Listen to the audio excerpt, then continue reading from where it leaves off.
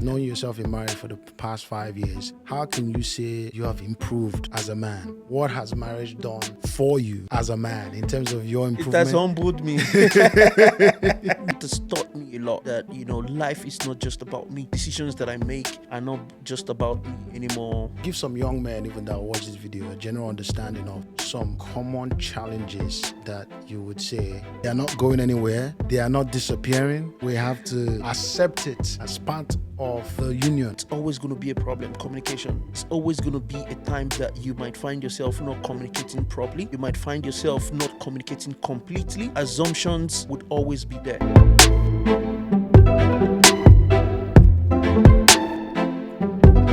Guys, welcome back again to another YouTube video. My name is IK. If you're new, welcome to the channel. In this particular video, we'll be doing something a little bit different. As all of you know, once in a while, we do have a guest come over to our channel and we have a conversation around marriage, around, success with dating and all that. So today, I actually have a good friend of mine. His name is Kevin, and he's been married for a couple of years now, actually married to someone from a different background.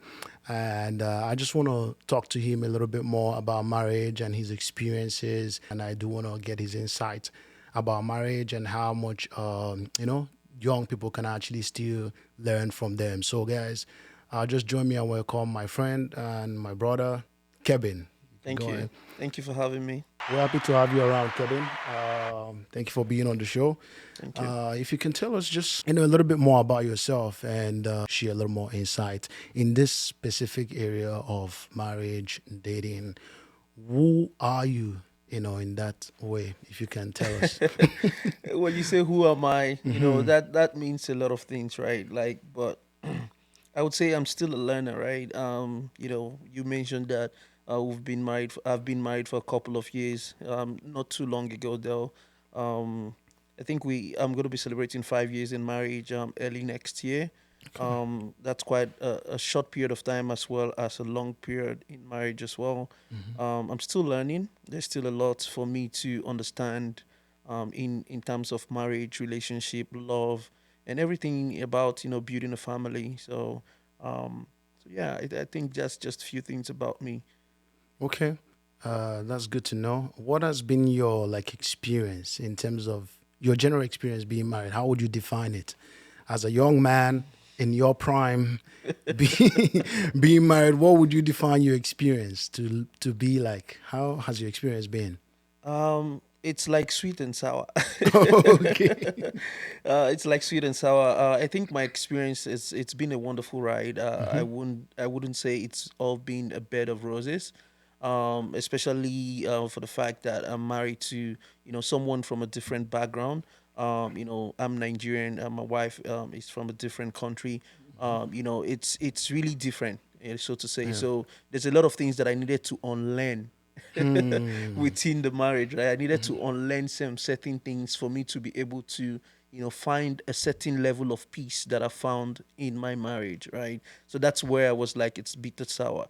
Sorry, sweet and sour, because Yeah. growing up, we have our own, culture, our own ways, our own, not just about the culture, like as a man, right?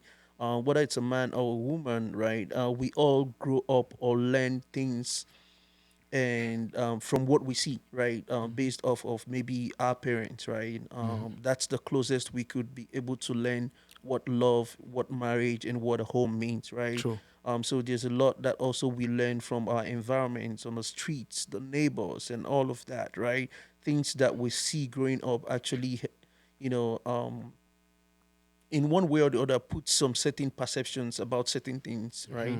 So when I got into marriage, right, I had to see that there are most things that I've actually carried over from, you know, Yeah. from my background that, it's different, it's perceived in a different way Hmm. by my spouse, right? So I had to unlearn and Yeah, some certain things. that is because obviously our parents are the typical example of where we learn marriage from and where we learn the dynamics of a home and a union. as we grow up, we pick some of those, Exactly. habits and some of those qualities, Hmm. and coming into bringing those thought processes into a new union can be difficult, especially if the other person has a different view as well. Hmm. What are some of the examples you would say of things that you guys, that general things you feel that you guys may have had a huge misunderstanding on? Hmm. I mean, from your experience or just generally, like some common things you feel like partners who come from different backgrounds can often disagree on and can either even break the relationship to some extent. That's a good question. I think there is quite a lot of things.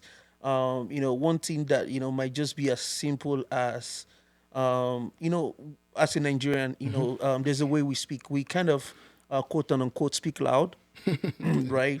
And especially when we want to express ourselves, right? We express ourselves in a certain way that we ourselves we don't even know we're shouting. Yeah, I know. Right? we, Absolutely. we Yeah. don't know we're shouting, right? So when we want to express ourselves and we speak, right, it's perceived, especially for my wife that is of a different background, she'll be like, babe, why are you shouting? I'm like, if I start shouting, you will run away. Right, just that's just Yeah. one of the things, right? And then I begin to understand that, okay, I have to find a different way to actually approach conversations, right? Or to tune down my voice, or use a particular kind of way to express myself so that it doesn't come off as if I'm shouting. Another example would be like my wife thinks or does things in a different way, right? For me, I would like to kind of get on to doing the stuff. If we have something to do, I want to get it done and get it done and move on, right? But she want to do that at her own time, in her own way. For me, let's just get this thing done, so that I can have time to do other stuff, right? So some kind of things, such things, most times, right? Depends on the couple, depends on the partners, the people, right? Yeah. If you do not be aware of your surroundings, if you're not aware of this kind of signals, right, that your spouse or your partner is pointing out to you that this is how they are. You understand? Like automatically we think that two people come together to get married. We feel like, okay, because they're together, it Yeah. means that they are one. Yes, they are one. According to the Bible, they are Yes. one. According to marriage, they are one. But that doesn't make or change the fact that they are two individuals with two different characters, two different upbringing, and all of that. So it's gonna take a while. It's gonna take some time for both parties to actually come together, right, and understand how best to be in love or to be in marriage. You mentioned a couple of things there which are really strong. Because why I say they are strong is because I personally experienced those things as well. The relationships that I've been in, I can't say all of them have been from my background. So So you're I like me, you're running away from your background. not in that way at all. But like I've noticed that when I approach certain issues some way, my tone is often misunderstood. My tone is often misunderstood. And you're Like just trying to make a point. and you just want to pass a message. You don't even have it in you to fight, but they will still have an issue with your tone. So I've battled with that for the longest time. It's almost like if I'm speaking, I have to be conscious of my tone, the tone of my voice, and I have to, intentionally bring it down. So, which is like not often a good place to be because you are thinking about that while you're also trying to pass your message. I'm just wondering, like, how do you constantly navigate a situation like this where you feel that your partner has kind of like provoked you in some way or done something that is wrong, but you're trying to manage yourself, that emotion, that tone, and still be able to effectively communicate with her? Does it often work? Does it not work? Like, So I would say that's where growth comes in marriage. Once you start thinking the way you just explained now, you're growing. Yeah, that's true. You're growing in the marriage, right? Because as I pointed out earlier, these are two people, you and your spouse, two people coming from different background, right? Like you can't expect it to just happen all of a sudden, right? No matter how much you're in love with yourself, there's still gonna be conflicts. There's still gonna Yeah. be differences in the way you want to do things, in the way you perceive things. So back to your question of, it's more about you. It's for me. It's just the growth that is coming in. It's just getting to know the person better. Okay, and you just being conscious in the marriage, knowing that it's not just about you, right? Yes. Once that's why I said it's growth, right? Because once you start knowing that everything that happens in the marriage is not just about you, you start taking into consideration the feelings of your spouse, those feelings of your partner, right? So once you start doing that, that means that you're conscious about what you say around them. You're conscious about how you speak to them. You're conscious about, okay, I want to tell them to do this particular thing. Okay.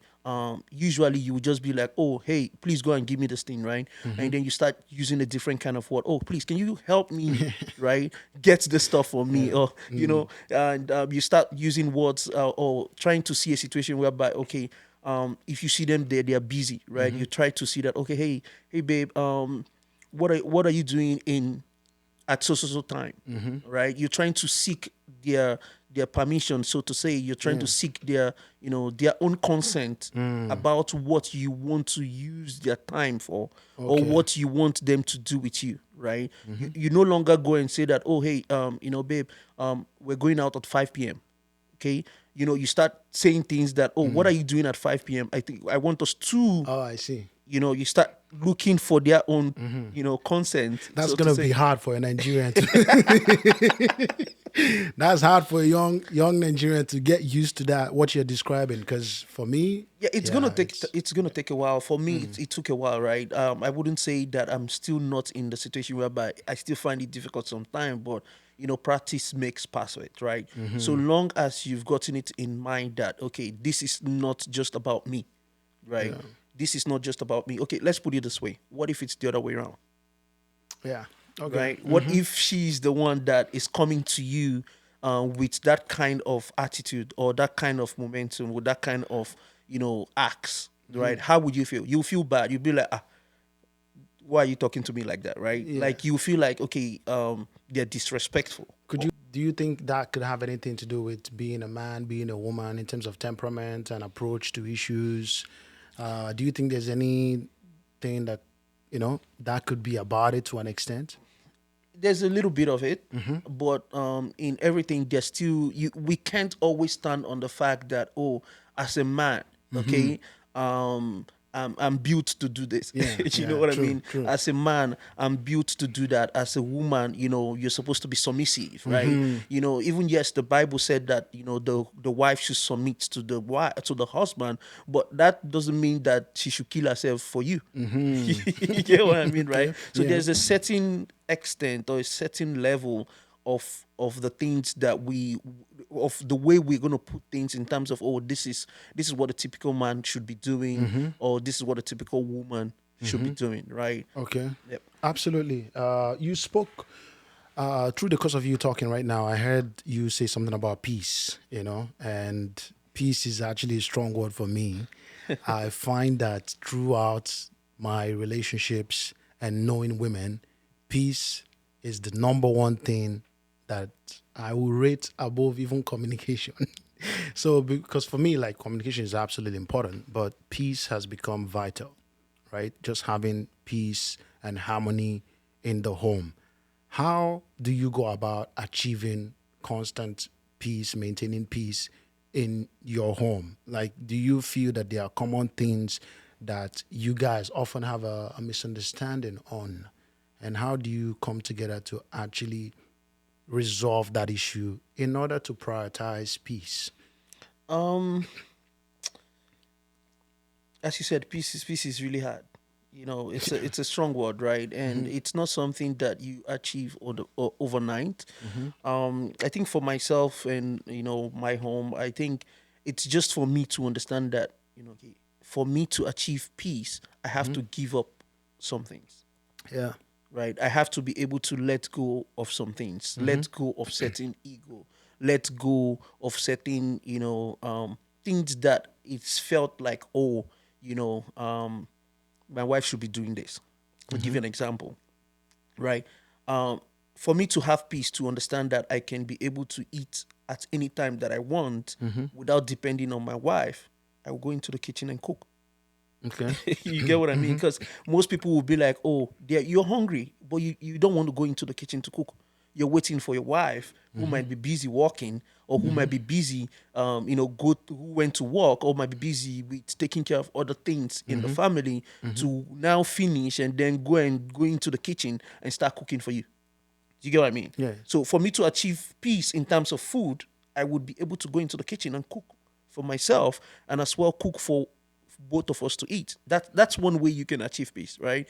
Because most times I think in most homes, if I'm not mistaken, again, I didn't take the survey to get the actual numbers, but I know sometimes it's more about food, it's more about chores, it's more about responsibilities in the home, right? And the other way that I've been able to achieve peace is to actually assign responsibilities, right? In terms of okay, who does what and who does this, who does that, who does this, who takes out the The trash, trash. for example, right? Come on. It's just like you asking your wife to go take out the trash, right? It's gonna be you won't sleep well that night. You know what I mean? Who takes out the trash? Who takes out who does dishes, right? And now we do have what dishwashers, Dishwasher. right? So like it doesn't take you anything to just actually load the dishwasher if your wife is busy, or just speak about it and be like, okay, let everybody just put it back into the dishwasher once you finish eating, Yeah. right? Don't put it into the sink and then one person has to take it from the sink into the dishwasher, right?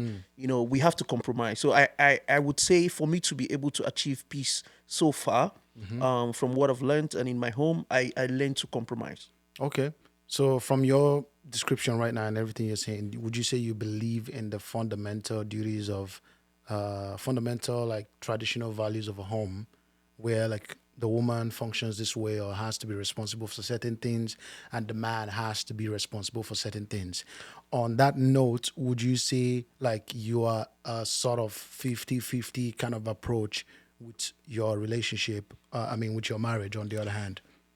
For me, there's not. I don't follow traditional way of doing things. Okay. I think there's no traditional way, especially as a Christian home. The only way is God's way. Yeah. So, but yeah, there's no traditional way of doing things because who made the tradition? Someone did, right? And what example or what reference were they using when they made those things that we see as traditions right now, right? Whatever works in your home, for example, might not work in my home, right? Absolutely. Whatever that works in my home, the way I treat my wife, might not work the way you want to treat your wife or your spouse, right? Everybody has to, as much as we have those traditional ways that we can always reference to look and say that, okay, these things were done like this at this particular time, right? We can use them as guides. However, we need to look at the situation at hand, right? The people, the husband you have, the wife you have. I made an example of cooking. You can expect a man that doesn't know how to cook to go into the kitchen. So I might be able to know how to cook, but some other man doesn't know how to cook. But that doesn't mean that he cannot look for other things that he can be able to do to In the help home. relieve, the stress on his wife, to help keep that balance of, everybody is doing what is best, right? It's a teamwork, right? Marriage is all about winning together. It's Absolutely. all about winning together, right? Like, what is the goal? Why did you get into marriage in the first place? Apart from the fact that marriage is something that God wants us to do, right? Apart from that, why did you go into marriage, right? You go into marriage because you feel like you've seen this person, you've been this with this person for a particular number of years, months, weeks. Some people get married on one by one day, right? And you feel like there's a connection between Both of you. both of you, that you feel like, okay, I can be able to tolerate this person up to this certain stage or instance, right? And this person is able to compromise or tolerate me as well. So that's when you start thinking of marriage, right? Like relationship starts with, oh, I meet you, you meet me, right? We meet ourselves, we start talking. The more we talk, the more we get to know about ourselves. And then when we keep knowing about ourselves, we start having conversations to actually trigger some certain things that we feel that we want to know about this person. You Yeah, know, does this person fit into a particular category of, you know, people that I'm looking at that I can be able to spend my life with? absolutely. Yep. That's a very good point you made there. Do you believe that for a man to be respected in the home, that at least he has to take charge of so many things, of some things, right? Especially when it has to do with bills, money, like I know there's a lot of women who will lose respect for you when you're not able to rise up to the occasion of those kind of things, and it becomes a lot of pressure to a young man especially. And there are some women who believe in that traditional way of doing things too, where yes, my husband spends and takes care of the bills and the mortgage and the car payment and all that. I manage the home, I run things around. Regardless of how much I make, his money is for the family. My money is gonna be mine to take care of myself and all that stuff.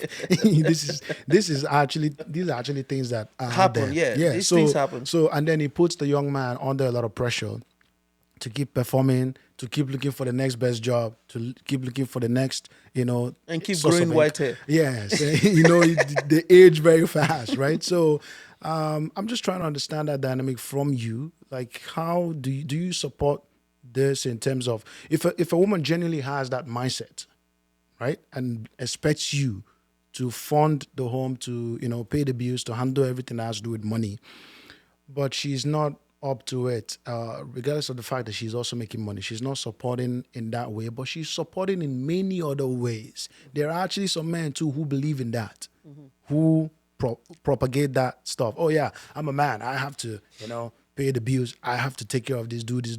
You stay at home. You run the house. You cook and all that stuff. What is your general thought around this, and how are you guys applying it to your union? Well, I would say, you mentioned about, a man not respected in the home Hmm. because he's not able to live up to a certain level of Yes. provision, right? Hmm. I would say that, if your spouse, if you have a spouse that, thinks that way, you're in the wrong marriage. That's just it. There's no better way to put it, What if right? the man thinks that way as Yes, well? Oh, either one. either way, Okay. yeah, yeah. If you are in a relationship, okay, a marriage that your husband or your wife feels like, you need to be able to do a certain thing for you to qualify, and then for you to gain their respect, Hmm. then there's actually no respect. You're not in a good marriage already, right? Because you're respecting someone based on who they are. Okay, there are a lot of things that would affect their ability to be able to achieve what you want them to achieve, right? Hmm. So let's say you want them to be able to earn $500,000 a year annually, so that you can be able to be flying for trips and going for vacations, Hmm. right? But they have limitations that they are not able to achieve those things. You can't say you're not gonna respect your spouse because what they cannot provide as much as you as a person feel like you want to be doing, right? And that's where the teamwork comes in, right? So it should be balanced, right? Everybody should come together. Okay, there's nothing like my money and your money. There's our money, right? There's our money. There's one money, right? And as you pointed out, there might be some men who actually prefer their wife to not work, and there's nothing wrong with that, right? That's where also when I talked about you and your spouse coming together, getting a better understanding of what you want in your family, how to manage your family, not following one traditional way that they mentioned that, oh, the wife is supposed to be a stay at home woman, okay? I want to go to work, I want to come back, and I want food on my table. You understand? So don't work because I don't want you to say that, oh, you didn't have time to cook for me, right? People, there's still those kind of marriages currently right now that is happening, and there's nothing wrong with that. That's their own way that both the husband and the wife have actually talked and have an agreement that this is what works for us, Yeah. right? Whatever works for them. But for me, okay, as I said, it's not about whose money or my money or your money. Okay, there should be one money. Use that money, even if it's surplus, to enjoy life. Use that money to invest in things like you can be um I can say that I can provide you with everything. Your money is your money.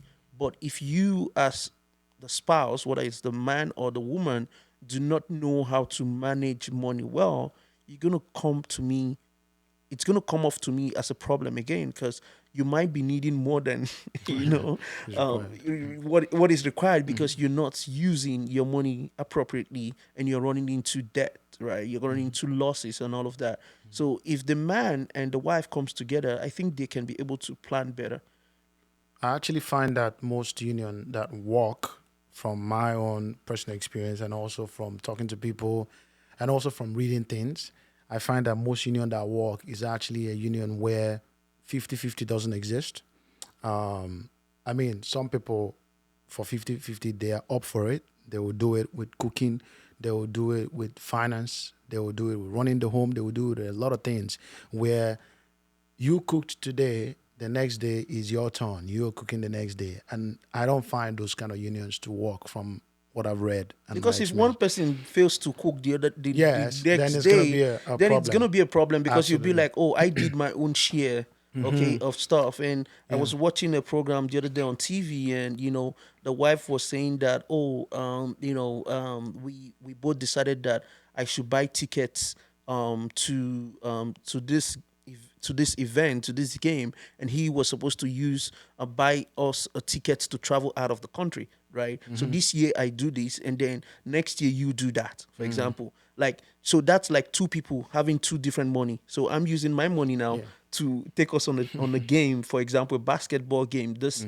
month, right? And then in 6 months time, you, okay, my spouse, for example, right, would use their own money to buy us a plane ticket, for example, to a vacation, right? So because the guy, the husband actually couldn't get the ticket to fly them down because he had something else that came in, he decided to use the money to go hang out with the boys. And it was a problem, because what, it was something that, oh, I did my own share, I did what I'm supposed to do, you did not do what you were supposed to do. So in a situation whereby they had one money, one boss, one agenda, it would be like, okay, we have this amount of money right now, okay, let's use some of this money to do this game that we want to go watch, right? Enjoy it, okay? And then the remaining part of the money, we can keep it, or we can save more and add to what we have, and then we can go for that trip together. That's one way they would have avoided those kind of situations. Yeah. And as you said, whenever it becomes 50-50, there's always, for me, there's always going to be a problem. Absolutely. 50-50 is going to be a problem with any relationship. I support a situation where the man is actually, so when it comes to traditional ways of running a home at times, um, I still tilt towards it sometimes, but not in a strong way. The way I tilt towards it is, as a man, I believe that the fundamental duties when it comes to finance will fall on you. So let's say you are doing a situation of like 70-40, 70-30, for example. So that's a situation where you are handling 70% of a lot of things when it comes to money, finance, mortgage, bills, and then your partner is kind of supporting you with 30%. So where is the balance going? So that's the question. Where's the balance going? You guys come together in a way of saving the money to an extent. At least maybe you have a certain percentage you still like budget to save, but obviously more of our money will probably be saved given a situation like that. So what? Why is it more of harmony? Okay, what if the okay? So we're looking at the male and the female, right? The husband and the wife. So the husband is 70% of his money, Yes, and the wife is 30% of the her money, right? yes. What if the wife earns more than the husband? It's a good question you asked. If the wife earns if the wife earns more than the husband, Okay. then you could still bring up that equilibrium. It's just an example for me. I know, but like I'm just trying to balance it off from what you said, right? Yeah. Because if you're looking at if we're always in the sight of the husband needs to do more, right? And the wife earns more than him, Yes. he cannot do more, and No. that's already putting pressure Yes. on him. You're absolutely right. I agree. But where I'm coming from is fundamentally, I would imbibe into a culture like that versus also the other way around, where 70% of the household falls on the woman, and then 30% the man sort of supports in terms of Okay. running the house, doing all that Okay. stuff, and then you as a man can support in some way. But there are times, momentary times or situational times or all that stuff, that the it will not always be like that. But I'm saying that I believe most unions should strive towards kind of like maintaining a certain sort of balance that way, where fundamentally some roles you own it. Oh yeah, I Yeah, agree. that's where I'm coming Oh, from. okay. Yeah, I Yeah, agree. I Yeah, think I'm yeah, gonna do it a better justice in terms of yeah, that yeah, explanation. yeah. That's good. Yeah, it's true. Yeah, there has to be certain roles that some people or someone in the family has to take Yes, responsibility. yes. Definitely, definitely. We can't just say that. Oh, even as much as people do family planning, there's the best couple that they've planned themselves and they're doing everything together. As much as they're doing everything together, some roles and some decisions would still lie in the hands of either the wife or the husband. Someone has to take ownership of certain roles for it to be executed completely or properly. Yep. Especially if it has to do with like your skill, what you're good at. Like for me, Exactly. in my relationship, I'm the one who handles like say anything that has to do with tech, anything that has to do with technology, information, all that stuff. Like I handle it the most. Because you enjoy doing that, Yes, right? because that's my passion. I'm exposed to that. I know what I'm doing. Even if we have issues, she wants to call me for me to like, fix something. I'm the fixer. I'm the person who moves around. I'm the cable tire. I'm the person who, I enjoy doing all that stuff, right? But there are areas that I know I'll always come short on, no matter what. Exactly. Cooking, for example. I am not the best person at it, but I would always fall short of that. So that's kind of like what I'm saying. I believe that to a large extent, people should take responsibility of Responsibility. something, shoulder it proudly, and say, "This is my duty in the home. No matter what, I will make sure that my home is like this or I try catered to to in achieve this this. way." Yep. Yes, versus a situation where even when you know how to do that and you know that your partner doesn't, but now you get frustrated because they are not often doing it. You are feeling like, oh, why don't you go and learn it? You should go and learn to do that too. So So I don't so know. so learn so talking about learning it, right? It's also something that just like you said, right? Yeah. That you are always the person who would want to do the tech things and all of those things, right? Sometimes people mistake the fact that they have the passion for this particular thing and be like, you know what, I'm the one who's going to be doing it all the time. Maybe your spouse actually, likes doing those kind of stuff, but because the way you project yourself as if it's not done this way, Yeah. because you're very good at it, right? And then you feel like because it's not done, if it's not done this way, which means it's not done properly. So as much as we want to take responsibility in certain things and see how and make sure that we do it because we feel like if we do it, it's going to be done right. We should always look at our spouse and see and create a bit of room, okay, for them to also come in and do or work with us in those kind of things. It's a very gray area that if you're not really careful, it might come off like you're not giving them opportunity to grow, Okay. because it depends on what exactly that you're Yeah. doing, right? Yeah. If they perceive it that you're not giving them the opportunity to take leadership in certain In some things, yes. they'll feel like you're You putting them in a part, yeah, yeah. you're pushing them down, right? So as much as you want to be that husband that you've taken responsibility to be the person that brings money, be the person that does the tech stuff, be the person that do this, do that, right? Sometimes your spouse wants to also try that, and this is case to case basis, right? This also depends on the kind of spouse or partner that you have. Some people would feel okay, you know what, he or she is doing it, let me just relax and cross my leg, right? Some people would be like, some people might just feel like, okay, maybe you guys can bond more by doing that thing that Together. you, because you enjoy doing it, right? And some spouse, sometimes they would see that, oh, you know, Ike likes doing this thing. He enjoys doing this thing, right? For example, you go to the gym, right? You're always going to the gym, right? That's something you like doing. And your spouse might not like going to the gym, but when they see that you enjoy doing this kind of thing, they might want to, come with you, just to spend more time with you, just to bond with you, just to create, a memory with you. So as much as we want to, be that, okay, we're the one doing this, we're the one doing that, we also want to carry our spouse along to make sure that, it doesn't rub off as if, we are, just taking over everything.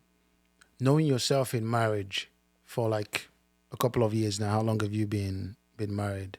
I'll be 5 years next Five year. years. Yeah. Knowing yourself in marriage for the past 5 years, how can you say you have improved as a man? Like, what has marriage done for you as a man in terms of your It has improvement? humbled me. Bro, no. Oh, it's humbled you. Yeah. That's what you've learned actually. So it's a good. So when I say it has humbled me, it's in a good way. Yeah. It's just like me saying that, it has taught me a lot that life is not just about me. It's not about me anymore. Decisions that I make are not just about me anymore. Investments that I would like to make, it's not just about me anymore. Right? Going out at night, enjoying myself.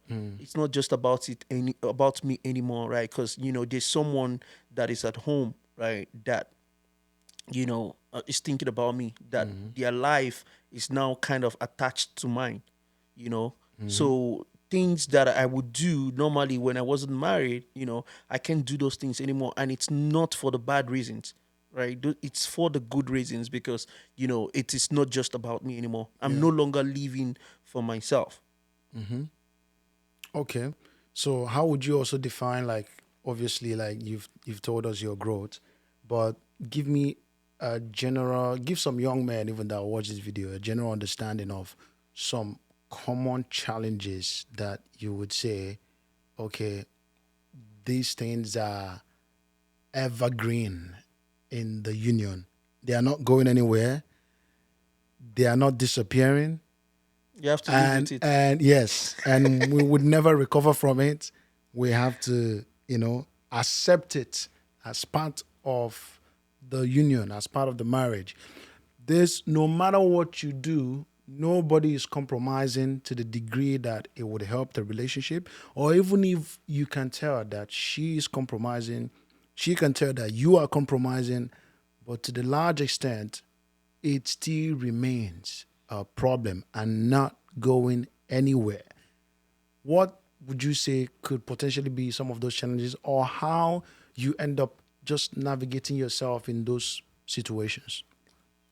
That's a very good question, but which I don't think I've stayed in marriage enough to, to to be, find out. yeah, to find out. But lack Even lack of communication being a problem, it's not going anywhere. It's always going to be a problem. Communication, that's one thing that is not going anywhere, especially when there's lack of communication. It's If communication is not done properly, right? Communication is one thing that in marriage, and this, I believe people that are older than me in marriage, people that are 50 years, 100 years, 100 years, okay, or even more, yeah. even more, right? People that are older in marriage would also agree is communication. It's gonna be there from the time you got married, even before you got married, and up till the day death do you two part, right? There's always gonna be a time that you might find yourself not communicating properly. You might find yourself not communicating completely. Assumptions, would always be there. We would always assume that, for example, you should know now. You've known me for how long? How come you don't know this? Right? Assumptions, right? Once you start assuming in marriage, you're no longer communicating. You're no longer on the right track, right? Because generally, assumption is something you make assumptions when you don't know about something, right? That's when you assume and say that, okay, I'm assuming that this mic should be working because it's connected, to the mixer. right? I'm assuming. So I wouldn't know until I start speaking on the mic, and then I would see that, oh, actually it's working. But I've assumed.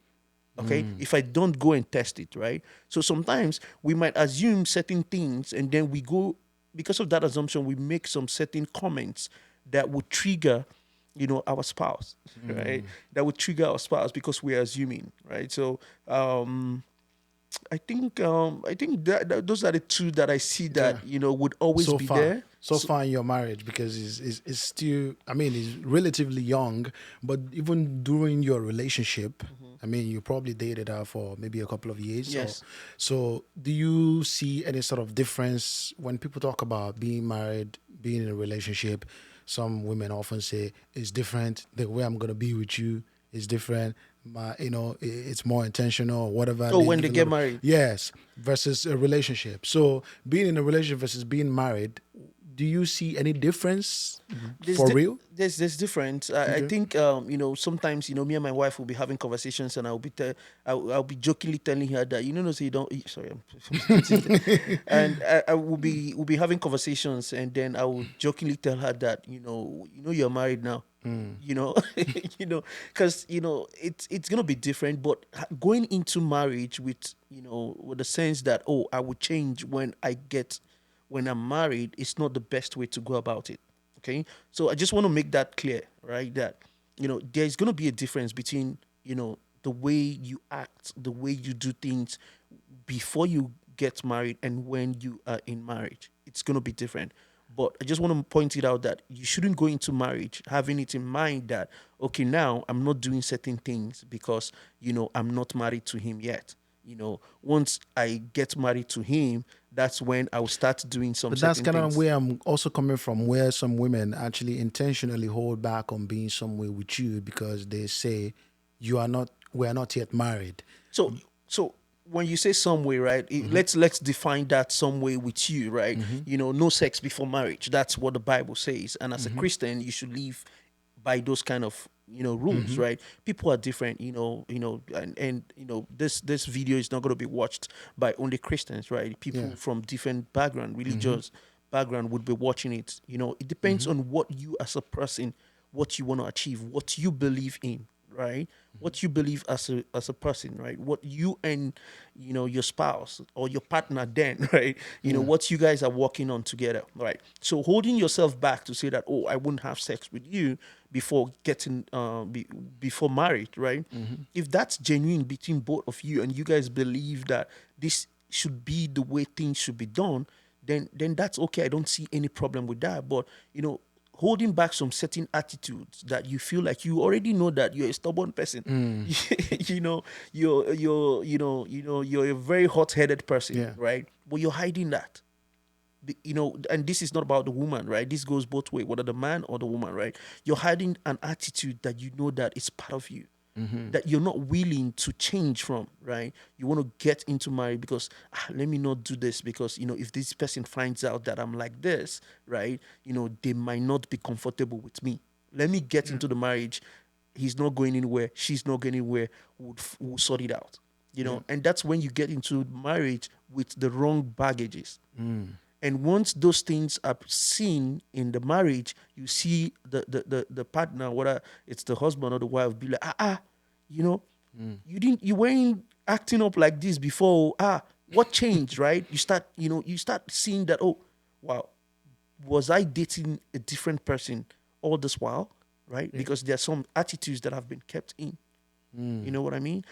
You have your own, views in the way of life. For example, you you already know that, okay, you as a person, okay, as a man, you want 5 kids, for example, right? And you already see that, in your conversations with your partner, she's already telling you that, I don't want to give birth, I don't want to give birth to children, or even if I'm going to give birth to children, it's just one, for example, you know, but everybody's keeping quiet and just pushing on that relationship without having the conversation to I see. get to a point where both of us do know that, okay, you know what, you said 5, I said 1, okay, let's keep it to 3 or let's keep it to 2, right? We have those conversations before we get into the marriage. That way we know what we're getting into. It's more like sometimes, it's okay for women. to be more reserved or reserve themselves Mm-hmm. from some things in a relationship Mm-hmm. versus a marriage. But men are also expected to be some way or to be a certain way. The same way they will be in a relationship with you is the same way they will most likely be in a marriage. Most men are not there intentionally holding back on You'll being be somewhere surprised. with you You'll be in a surprised. relationship. Okay, that's interesting. But I find that that's something that a lot of women are more inclined to do. Maybe they reserve themselves. They don't want to maybe cook for you. They don't want to be somewhere with you. They tell you, oh, the dynamics of a marriage will be different. We are in a relationship. Mm-hmm. Even though the relationship is intentional, even though the relationship is purposeful, even though the relationship is striving to get to marriage.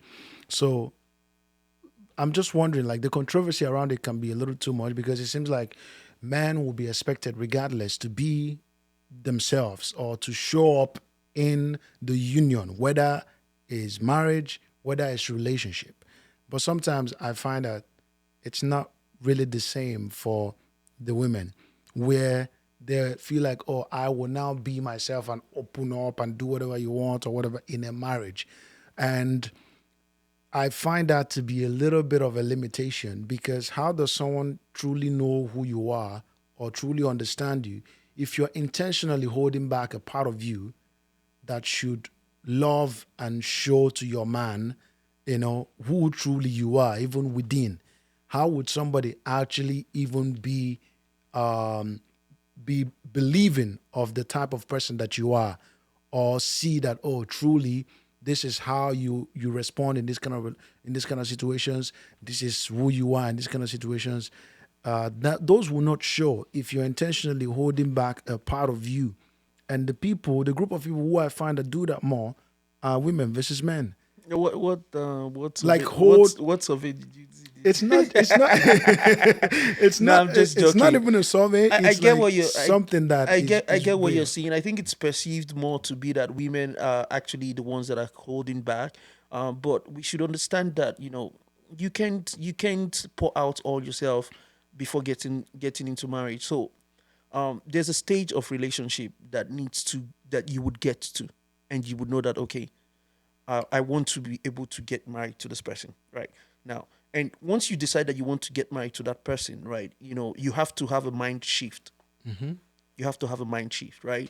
It takes more than love to get into marriage, and it takes more than being in love to actually stay in marriage, right? Yeah, Um, you know, there's a lot of things that people would keep for themselves. And most times they don't do it intentionally. It's just that they're not sure where this relationship is going, I see. right? you know, How would you know where it's exactly. going Yeah. if you're not actually being yourself So, and bringing so it's yourself to the different. relationship? Yeah. So it's different stages, right? And like that's why I said that in the relationship, there's stages, right? There's the talking stages where you guys Very are so important. much in love with yourself, and then you're calling them, on the phone, you're texting, I cannot sleep without you, and all of those kind of stuff, right? So in that stage of your relationship where you're starting out, you'll be learning few things like, oh, their sleeping pattern, or if they snore at night, you know what I mean? And all of those kind of, simple things, what do they, how do they like dressing up, right? Are they clean? If you visit them at home, what kind of, environment are they keeping, right? Those are the things that you start learning, when you go out for dinner, right? What kind of person are they when they're around families and friends, right? Those are the things that you start learning slowly. And when you get into, after a couple, it depends on how long the relationship is, right? And before getting married, right? So after those stages, you start looking at things like, okay, you want to go deep into the person's character, right? So you start finding out or trying to learn more about the person, and how the person reacts to things when they're angry, right? How does the person react to things when there's an emergency? How does the person keep to time, right? How does the person, react to certain things when they are caught unaware? right?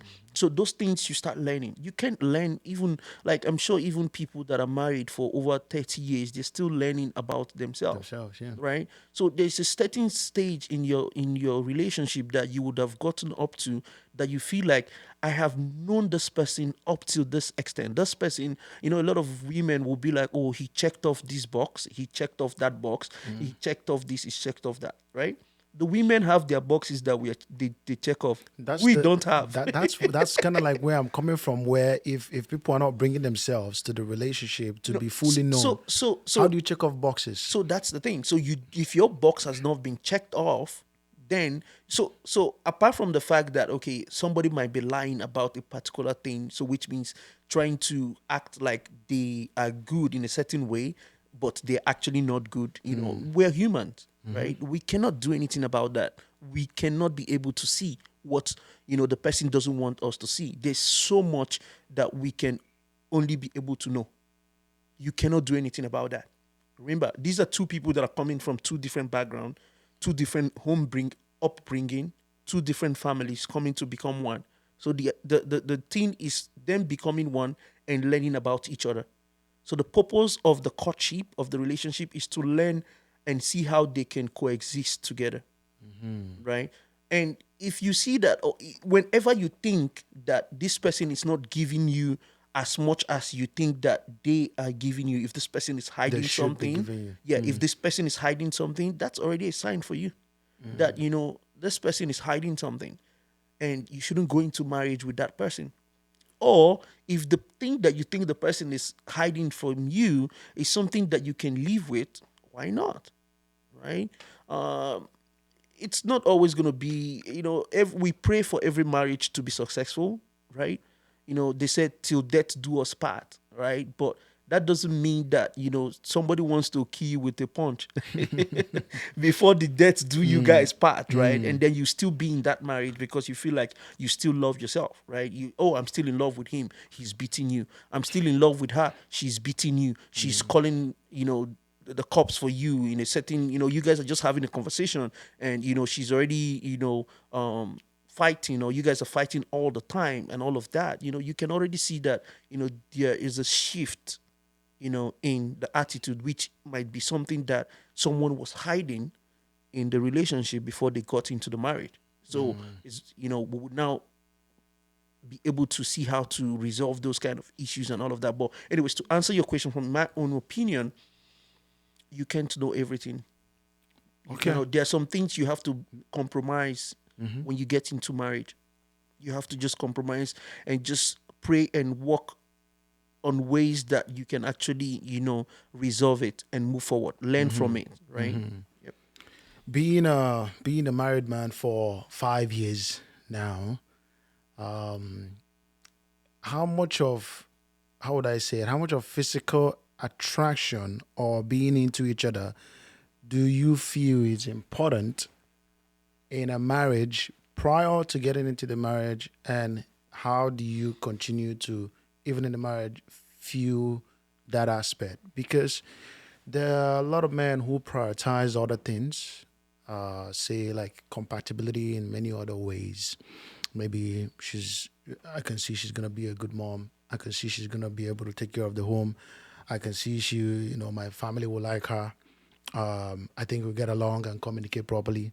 But that sort of like attraction between them may not be there or may not be as strong as it should be, but they prioritize those. Do you think you are setting yourself up for failure in a marriage as a young man if you ride life with somebody that you may genuinely, deep down to an extent, not fully be physically drawn to? That's a good question. Situation change.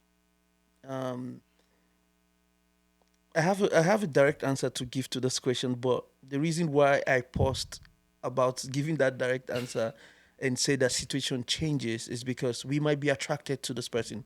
Someone might tell you that, you know what, I love, you know, a lady that has a nice figure, that it's not too, you know, um, you know, not a plus size, so to say, right? And then there might be those people that be like, oh, they like the plus size kind of ladies and all of that, right? But situation changes. You might like that person. You might get into marriage with that person, right? And that person might get into a situation where they have to lose weight due to illness, due to some other things that we don't know, right? So if the focus is about the appearance, right, is the primary focus is of course the appearance has to be part of the package. Don't get me wrong. Don't get me wrong, right? But if we solemnly say that, oh, okay, this person, I love or I'm getting into marriage because of this particular way the person looks, right? We would miss a lot of things, right? Because if there's any change at any time, within, because the marriage is not a contract of 2 years, 5 years, 10 years, right? It's for life, right? If at any time in life the person loses that value, what would you do? Are you going to be like, oh, you know what? I don't like you the way you are anymore. You've changed, right? Okay, so now back to my question or the answer that I wanted to give to you.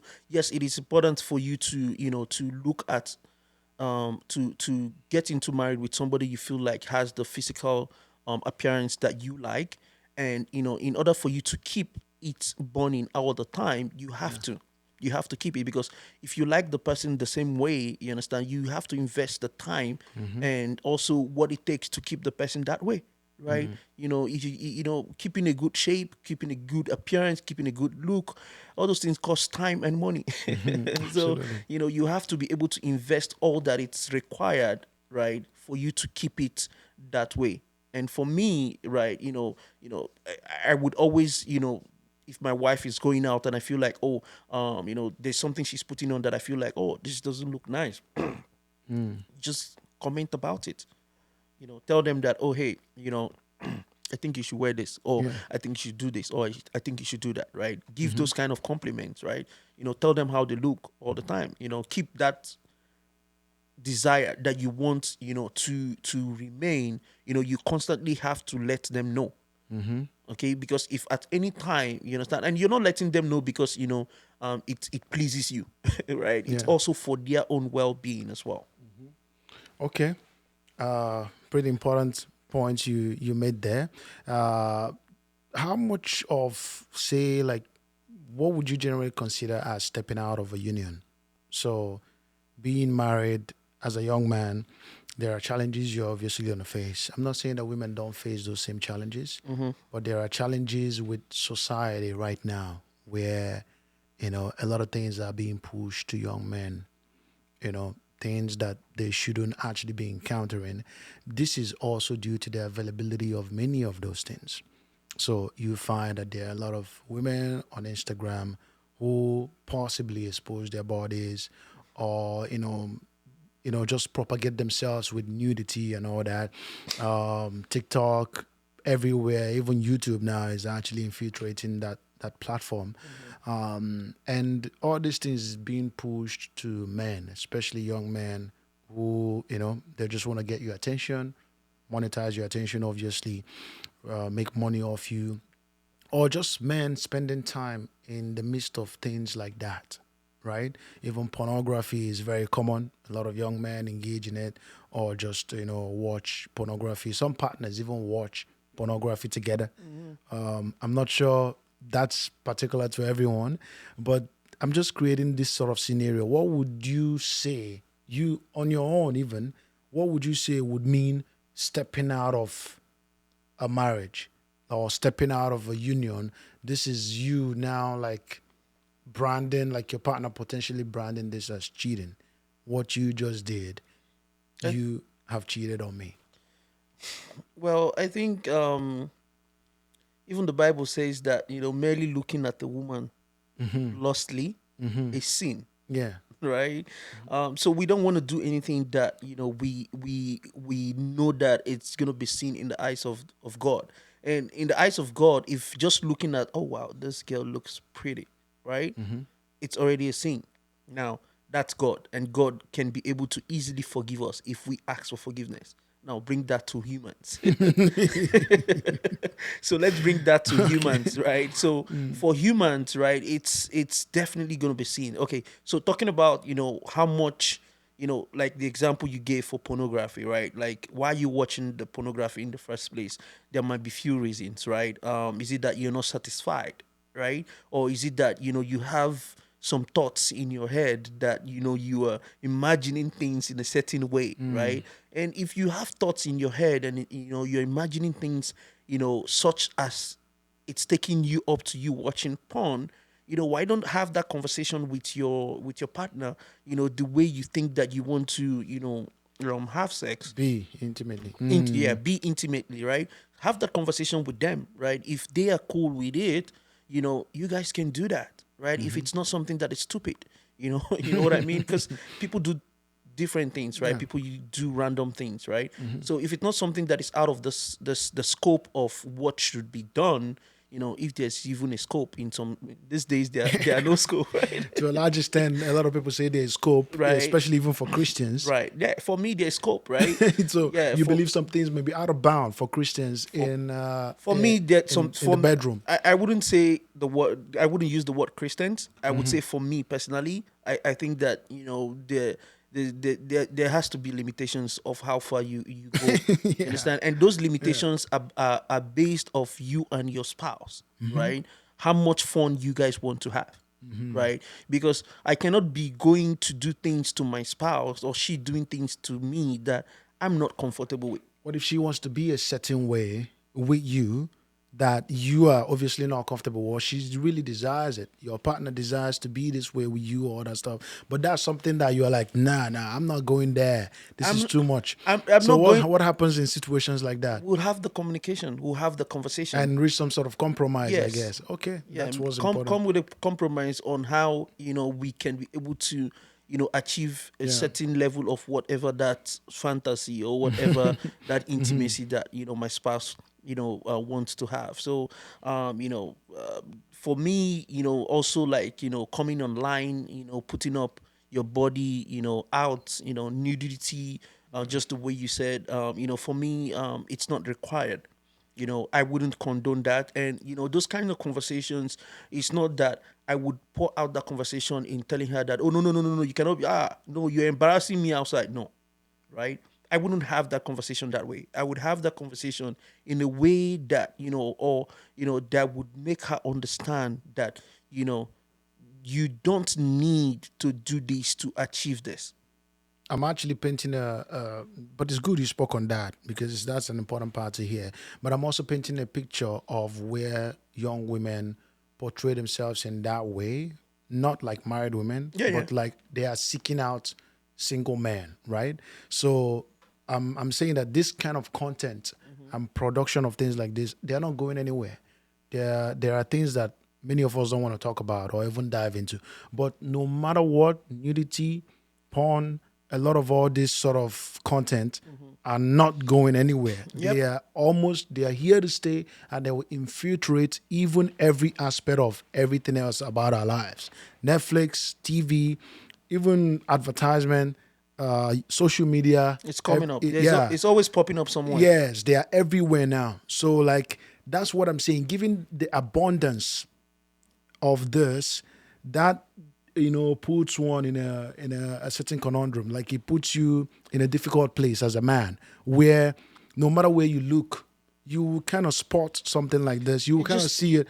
So how does your partner handle situations like that where she's saying, okay, given the abundance of these things around you, and sometimes you may be the one who dabbles into it. It's not necessarily that you're looking for it, but somehow it may happen that maybe she picks up your phone and goes to your Instagram, and the algorithm shows one naked woman, and then she's gonna say that you are actually searching up things like that when you have never searched up anything like that. so I would say it all depends. So that's where trust issues comes from, right? That's where you trust in your spouse and your partner, whoever is you are in a relationship with, trusting them to know who they are, right? And what they can be able to do, right? Because if you look at my phone and you see that there is a naked person that pops out, and you do know that this guy normally would not be looking for those kind of things, right? You know your spouse, that they, or your partner, okay, your boyfriend, your girlfriend, you know that they would not be doing this kind of thing, right? You should have a level of trust to, to see or to know that, okay, this is just the algorithm doing its thing, right? Maybe someone sent you a message that you watched the video. Maybe you were searching for something else and maybe it just came through. There might be a lot of reasons. Maybe that day you just went off off your You normal drifted, routine. you drifted away Exactly. Maybe temporarily. maybe that day you went off your normal routine and then you went to click on something and then the algorithm thinks that you like these things now and it's suggesting to you, right? But it all depends on you as a person, right? How you've placed yourself, right? If you've given your spouse, your partner, your boyfriend, your girlfriend an opportunity in the past to not trust you, those things would always come. There's always going to be that trigger, Yeah. okay? Whenever they see you doing something that goes in line with what you've done before, right? They are It's more, yeah. natural. It's even you as the husband or the wife. This has no part of this is not, this is genderless. You know what I mean? So Very true. yeah, so once that trust has been broken, sometime in the past, right? It's always going to come up whenever they see you doing something that goes against the norm or goes against the things that you've done before. They would always think that, oh, okay, something is happening again. This guy is up to something, right?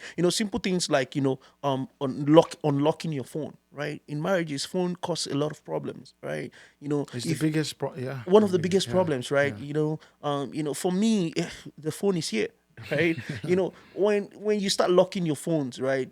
That's because you do not trust your spouse or your partner, your boyfriend, your girlfriend. You do not trust them. Sometimes it's not because you do not trust them, or you're not trusting them for the bad reasons.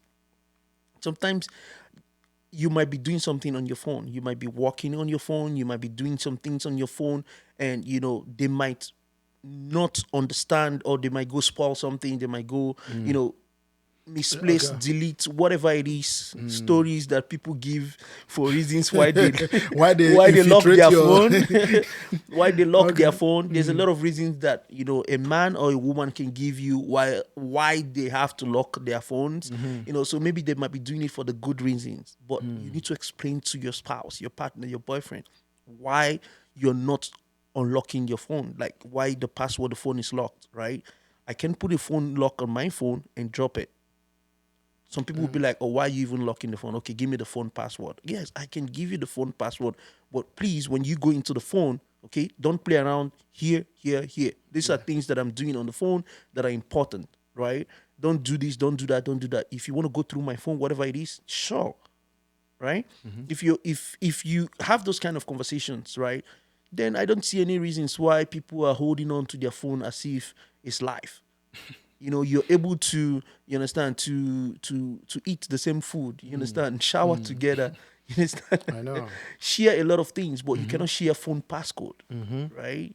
So I mean, as much as you guys are in a relationship, in a marriage, which demands absolute openness and yeah, transparency with each other and trust, is there to a certain degree still privacy allowed? yes, Eh, What to what degree is privacy allowed in your relationship, and what sort of privacy is allowed in your union, for example? What would you say? Okay, like as much as we're together, there has to be respect for our privacy to an extent here. And there's some men who are big on privacy, like they are big on it. so privacy is important for you to have your own well-being. You have to have a time where you're just on your own, just to think. And we as men, we always go to the white room to To meditate. to meditate, right?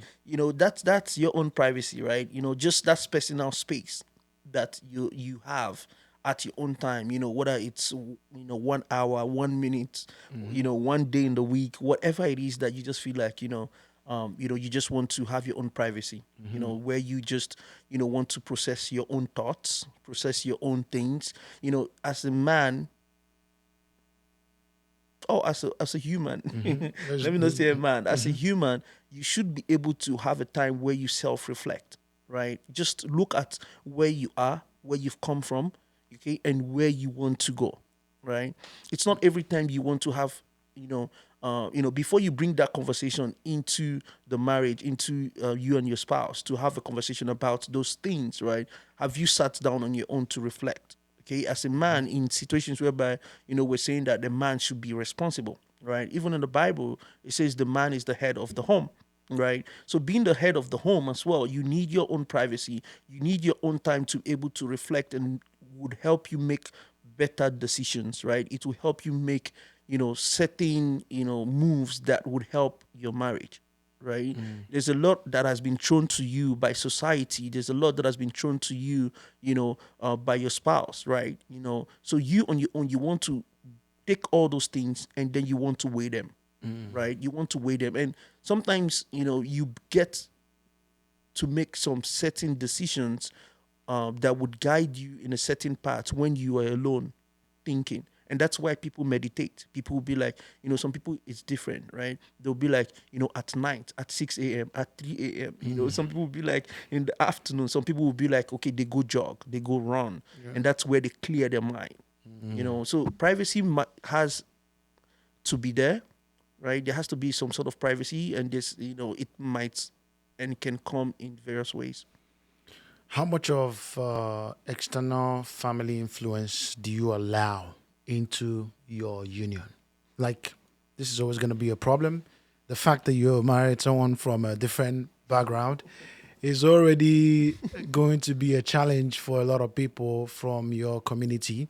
So they feel like they require a share or a part of you that maybe your partner does not even deserve, but you deserve it. They deserve it more than your partner does. They deserve your attention more.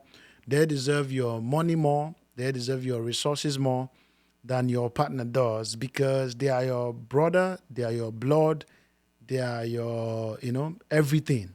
They are the people who have been there for you, who have supported you, who have, encouraged you throughout the time you were young. They raised you, they took you to school, whatever it is.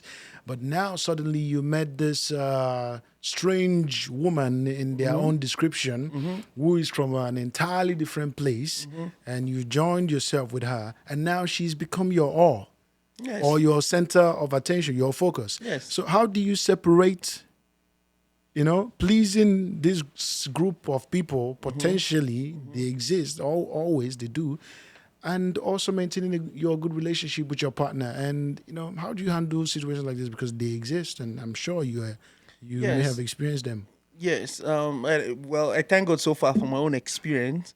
It's not bad. So, what I would say is that a man leaves his home and clings to his wife. That's what the Bible says, right? So Yeah. you're leaving your home, leaving your father, leaving your mother, and coming together with your wife, and you both of you shall become one, right? So, and earlier I spoke about why are you getting married? Like, what is the reason, right?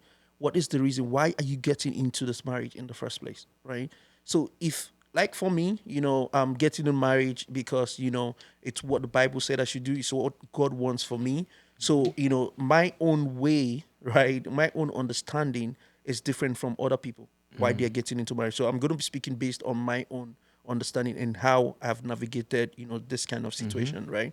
So me understanding that, the reason for marriage is because it's an institution God wants us to have, right? So, and the Bible said that I would leave my mom, my dad, and I would become one with my wife, right? So that's the goal. We becoming one team. That's one side. Now, growing up, they say that too many hands in the soup makes the soup go bad, So right? So so it's the same thing, right? When you have so many people coming in left and right telling you different things, and how you should live or how you should build your marriage, it gets to a certain time where you start thinking about those things that they're actually telling you, right? There might be somebody in your family, in your wife's family, in your circle of friends, okay, that might not like an attitude or a way that your wife, has operates, right? yeah. So if that person keeps on telling you things that you're not supposed to be hearing, it's going to come into you one day, and then you start looking At your wife that at your way. wife that way, or for faults that would actually justify what the person is saying, right? So, it's an open book for me, So whatever you tell me, I'm going to tell my wife. So if you know it's not good, don't tell me. Okay. If it's not good, don't tell me. Okay. Me speaking to my wife, first of all, educating my wife the kind of family that I'm coming from, and the reasons why I would be able to, how far I'm able to go for my family in terms of different things that my family would want to bring towards me, right? So I had those conversations before even getting into marriage, right? So my wife, has already known that, okay, this is my family, this is my family dynamics, this is how we operate, and all of those things. It comes with the baggage. The good and the bad, Yes, it of comes with the course. baggage, right? So, and me also letting her, reassuring her that, with all these things, do not worry, we are in this together, right? Because again, you can't say that, oh, because your wife, your okay, I'm all for your parents giving you the blessings you need, okay, for you to get into marriage, whether with your wife or with your husband. I'm all up for that. But once that blessing is given and we are married, it is my own family right now. Right? It is my own family right now. So another thing would be a better way to communicate. You know, one thing I notice is that whatever you do not tell your family, let's say you go back home now, you be like, oh, more, this woman that I married there is a stress. Your family will start seeing her as a stress. That's true. You understand? The way you speak about your spouse, the way you speak about your wife, the way you speak about your husband to your friends and your family members, that's how they will perceive them, right? And that's where those external conversations start coming in. So what I'm trying to say is that, there's more responsibility, that you have to take up to understand that it is you and your wife that are in the marriage. Set boundaries in terms of, what people would be throwing into your own marriage, what you allow to come into the marriage, what you allow people to talk about it. I hear from you is important to actually paint a good picture about your partner I to wouldn't say people. I wouldn't say paint a good picture. I mean, Be realistic. You know what I mean? being Because realistic yeah, could because put you in danger, in trouble. because You think about it, right? Being because realistic could put you in because trouble. if you say paint a good picture, it's like somebody you already know is bad, and you're trying to paint the person to be good. Well, couldn't that So potentially be part of the protection a relationship would so so need? so I would then, let me rephrase it and say that set boundaries. Then set boundaries, healthy boundaries in the way communications I mean, go between you know your family or the external people in your marriage and in your marriage, yes, because okay. it's not everything that happens in your marriage that That you you will have to share. talk outside, right? Yes. And all of that, but everything that happens outside has to be talked in. That's the irony of Tito. You cannot take it out, but anything that is outside there, Has to come it in. has to come in, right? Okay, okay, that's still on track in terms of that thought process because you could potentially be going through a lot of stress or a lot of things in your relationship, but or your marriage, but it's important to not often go broadcasting that to the world. Yep. Who qualifies as the person you could potentially share some things with? I've heard some partners who say, well, if something is happening between me and my husband, I will not take it to my parents because obviously they're gonna support me. You know, they will say, "Oh, yeah, we told you about that man. We did this, that, that." They're gonna support their daughter. The same thing with you. If I have issues in my marriage, one day, hopefully I don't, but if it gets to that point where I go share stuff with my parents, they are most likely going to side me. So, how do you create a good dynamic where you are actually going to people or sharing things with people if there's a need with people who have no need to take a side here? All they want is your progress as a partner, as one. How do you handle such sort of situations in your union? I mean, if they've ever a reason, if it's something you've ever experienced, or what is your thought process around it? Do you believe in that sort of dynamic where we need to find somebody that has a common ground, or we just, when we're sharing something or going through something and we ever need to talk about it with somebody, it has to be somebody who will not be swayed easily on this way or that way, Yeah. based off of who I am to them. Yeah, I would say that's one way to go about it. As I shared earlier, marriage and situations would differ based on people, based on the kind of couple that is actually having the issue. But for my own, I would think that it's best to first of all talk about it. Right, you have to open that line. Outside speaking to someone outside should not be the first decision you make, because that's what sometimes we do, right? There's something that is going on in our head, something that is stressing us about our marriage, about our spouse. We've not even told our partner But we, about it. yeah. Like, we've not even had a conversation to see, if there's a better way that, maybe, our spouse might actually, learn and change from it, right? Maybe our spouse can actually, see that, oh wow, I didn't even realize that I was actually doing this kind of Yeah. thing, right? Because sometimes we are unaware of the things that we're doing because we feel like, we're doing things to impress. We're doing things as a wife, as a husband.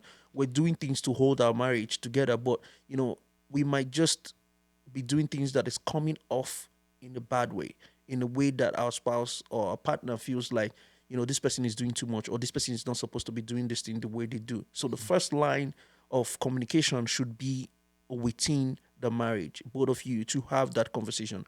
You know, it's gonna be hard because you might need to, you know, um, rephrase, as I said, find a better choice of word, humble yourself, bring yourself down, try to, find a better way, a better time, because timing is also important when you want to have some certain conversation. People are tired, people are stressed with other stuff, and all of a sudden you're coming to tell them that, we have to have this discussion this night because you know what, I have not been able to sleep, So timing is important as well.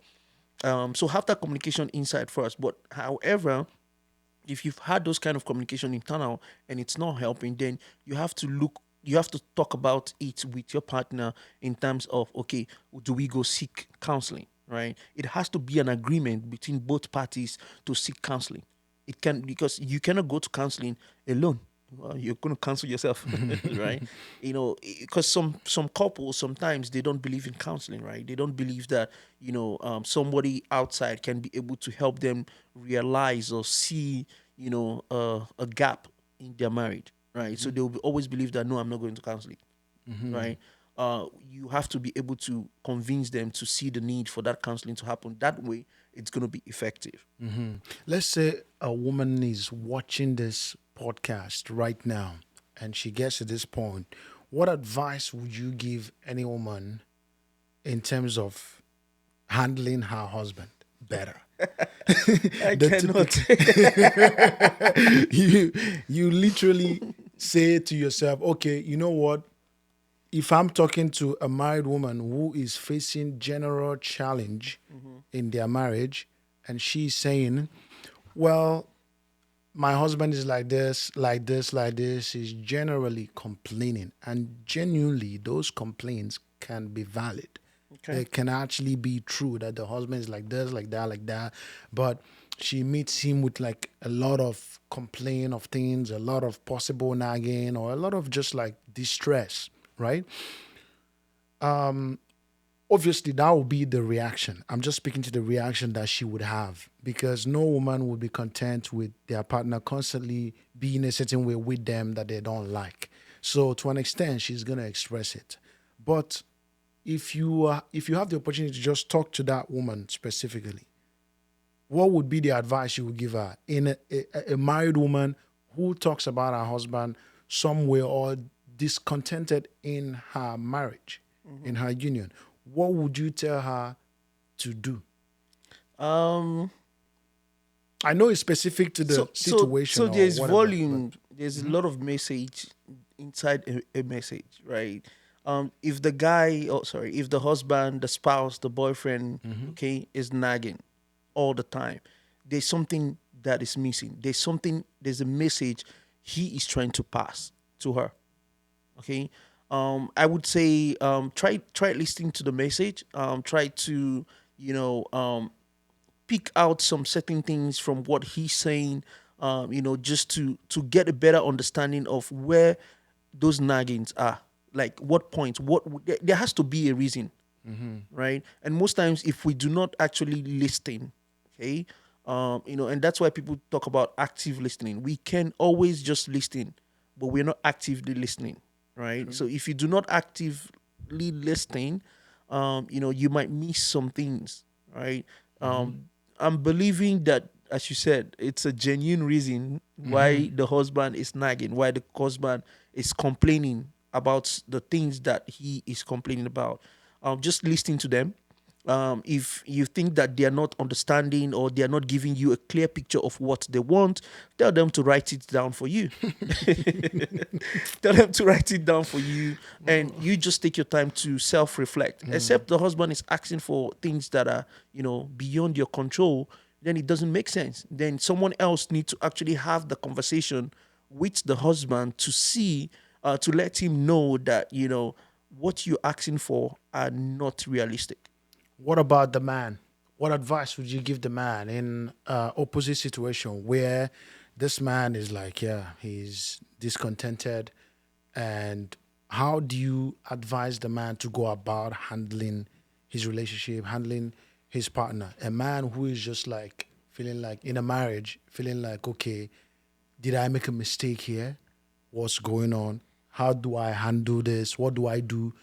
What advice would you give to this man that's very effective for him to run with? I would say he needs to be more patient because no choice. He's already in the marriage. So, I so think we there's need no to. going back. There's no going back. You just need to exercise more patience to understand where that energy is coming from. Okay, whether it's the man or the woman, there is something that is triggering that particular situation. So it's for us to understand where it's coming from. Like, do a root cause analysis, okay, to understand where is this issue coming from. Okay. Let's not go and say, oh, it's spiritual, because it might happen, right? But that's one thing on one side. Apart from that, let's face on reality, right? There might be something that is pushing, right? That is actually, maybe the wife, wants him to treat him in a particular way that she feels like he's too manly for her. That's actually a genuine complaint you that a lot know of women have. right, he's too manly for her. He feels like the husband stop realizing that he's dealing with a woman. Okay, the woman wants you to be gentle, right? He wants you to Tender. she wants you to be tender, wants you she wants you to treat her in a certain way. But the man, just wants her to do things in a certain way that she feels like whenever she's doing that, she's going against her personality. And when you go against your personality and the way you would operate, right, it's gonna be a problem. That's when you see that, oh, there's complaint because someone is making you do what you don't like doing. When you don't like doing something and somebody's forcing you to do it, you don't do it right.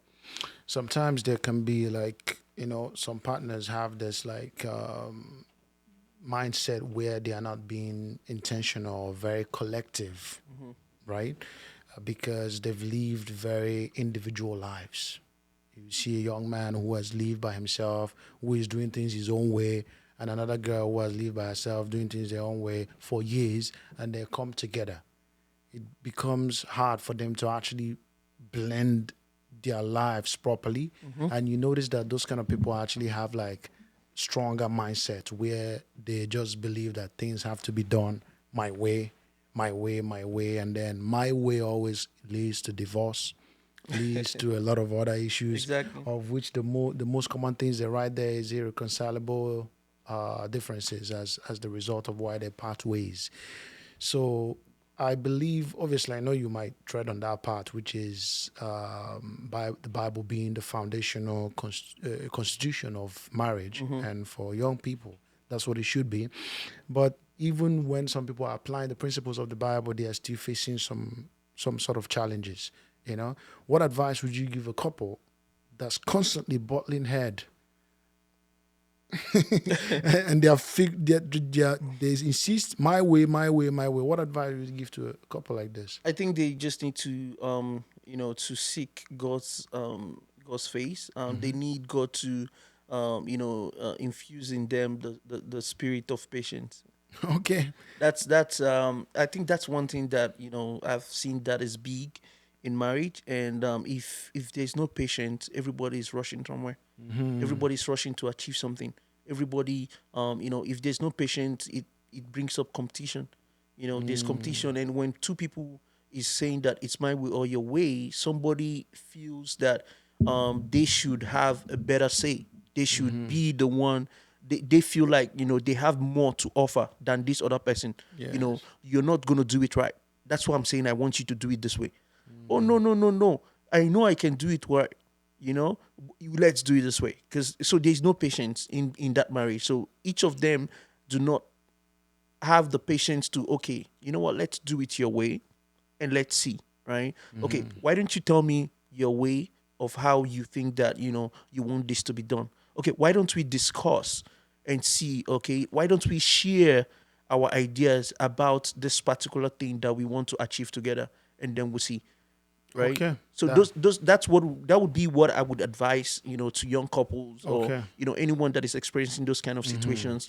Just pray to God, or you on your own, just take off that mindset that you have, that things has to be in your own way. Yes. In marriage, there is no one way. Okay. There's no individual way. There's only one way, which is a way that both you and your spouse have agreed that this should be the way we should do things. Yes. Okay.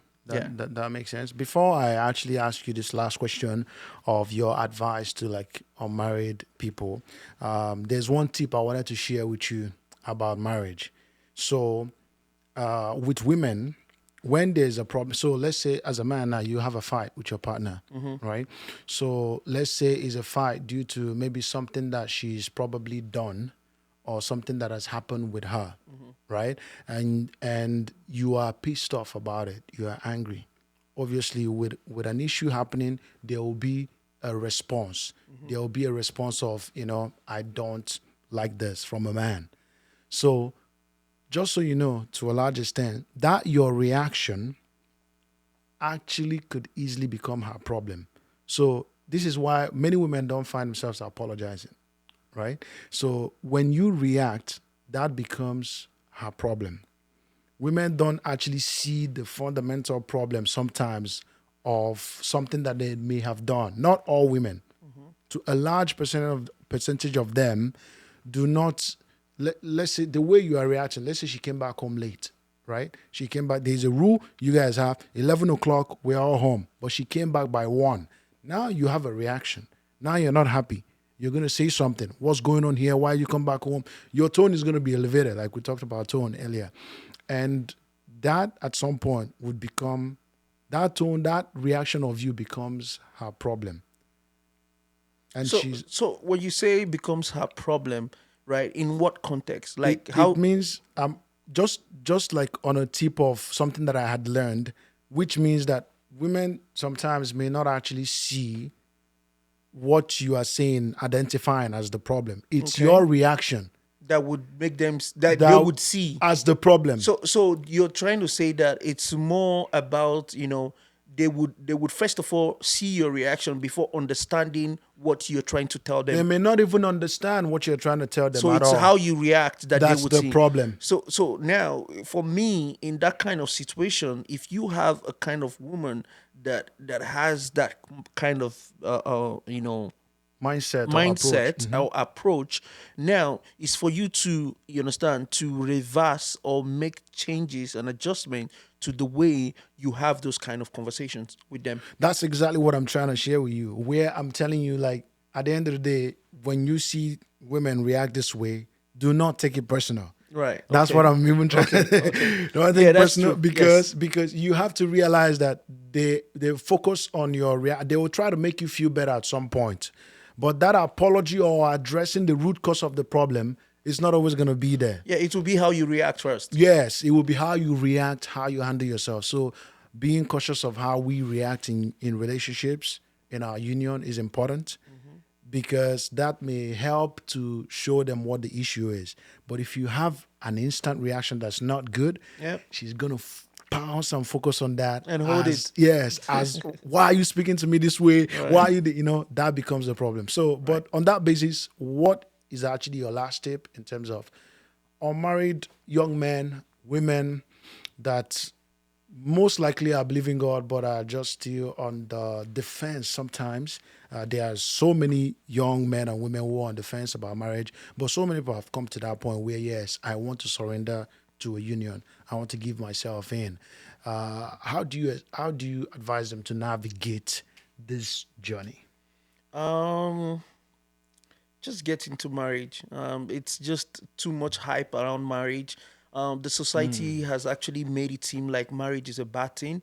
You know, no matter what they say about divorce, divorce is not, it's not even 50-50 with successful marriages. There are more successful marriages, okay, compared to divorce, right? So the society is always painting it that, oh, there's divorce case here, there's divorce case there, there's bad marriages here, there's husband beating up wife, there's this and that. Women are standing up for their right and making husbands feel like they are nothing, right? All of those things would always happen, right? It would always happen. Marriage as an institution has been here for generations, right? Decades. It's been there, and it's also going to be here, right? So all we just have to do is to pray, to God to guide our path, right? We have to believe in the reason why we're getting into the marriage, right? And as I pointed out before, it takes more than being in love, okay, to get into marriage, and also takes more than love to be in marriage, right? There has to be a goal. There has to be something you want to achieve, right? There has to be a reason why you decided that you want to, be in marriage. So, believe in that thing, hold on to it, pray to God to guide your step, give you the right mindset, to be able to ask the right questions that would qualify, that person that, would be, your soulmate, would be, your lifetime partner, right? Don't go back in your own ways to be like, okay, man, with all the things that are happening in life, marriage is not for me anymore. No, right? Let's stay strong, and if you find yourself, being in marriage or being in love with someone from a different background, always remember that diversity comes also with strength, right? You can be able to learn a lot from that person that is not from your background, and those things, those different mindset, those different backgrounds, you can bring it together to actually have a strong union. Kevin, thank you so much for being on the show. We Thank you. appreciate you being here, and I've had an exquisite conversation with you. Thank you for coming around. Thank you for having me, All right. and lovely conversation as well.